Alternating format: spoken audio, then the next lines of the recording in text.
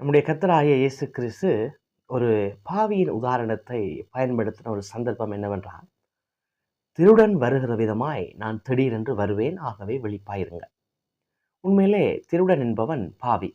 ஏன் இயேசு அந்த உவமானத்தை தனக்கு பயன்படுத்தினார் என்றால், திருடன் எப்படி திடீரென்று யாருக்கும் தெரியாதபடிக்கு வருவாரோ, அதுபோல இரண்டாம் தினம் நம்மை கூட்டிச் செல்ல வருகிற பொழுதும் யாரும் எதிர்பார்க்காத வேளையிலே அது நடக்கும் என்று இயேசு அங்கே காண்பித்திருக்கிறார். பிரியமானவர்களே, ஒரு திருடன் என்ற உதாரணத்தை பயன்படுத்தி கூட இயேசு எச்சரித்திருக்கிறார் என்று சொன்னார். இயேசுவின் வருகை திடீரென்று இருக்கும். அது திருடன் வருகிற விதமாய் யாரும் எதிர்பார்க்காத நேரத்தில் அமைந்திருக்கும். எனவே இயேசு இந்த நேரத்திலும் நம்மோடு பேசுகிறார், விழிப்பாயிருங்கள். விழிப்பு என்றால் எப்படிப்பட்ட விழிப்பாய் இருக்க வேண்டும் என்று சொன்னார்.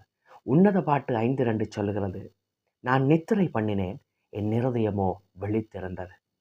நாம் நித்திரை பண்ணினாலும் சரி, நித்திரை பண்ணாவிட்டாலும் சரி, நம்முடைய இருதயம் நம்முடைய மணவாளனாகிய இயேசு கிறிஸ்துவை நோக்கி விழித்திருக்க வேண்டும். அப்படி விழித்திருக்கள் மாத்திரமே அவருடைய வருகையிலே நாங்கள் பயணிக்க முடியும். ஆகவே இயேசு இந்த வருகை சமீபமாய் இருக்கிறது. விழித்திருங்கள். அவர் வருகிற பொழுது நம்மையும் கூட்டிச் செல்வார். கர்த்தர் தாமே உங்களை நிறைவாக ஆசீர்வதிப்பாராக. ஆமென்.